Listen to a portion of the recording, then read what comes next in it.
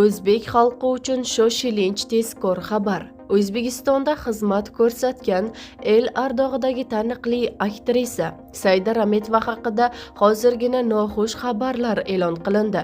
Xalq duoda bo'ling. Assalomu alaykum. Kanalimizga xush kelibsiz. Videolarimiz kengroq tarqalishi uchun video ostida bir dona like va podpisatsiya tugmachasini bosib qo'yishni unutmang. O'zbek shou-biznes olamining yorqin vakilasi, kino va teatr olamining yirik namoyandalaridan biri taniqli aktrisa Saida Rametova uni g'oyibona duo qilib, yaxshilik istaydigan insonlar borligidan mamnunligini yozmoqda. Ba'zi insonlar meni yaxshi ko'radigan, g'oyibona duo qiladigan, sog'inadigan qalblar borligini bilaman. Ularni ich-ichimdan his qilaman. Ularning oz yoki ko'pligi men uchun umuman muhim emas.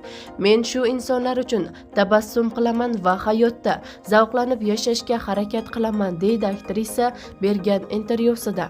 Bizni kuzatishda davom eting.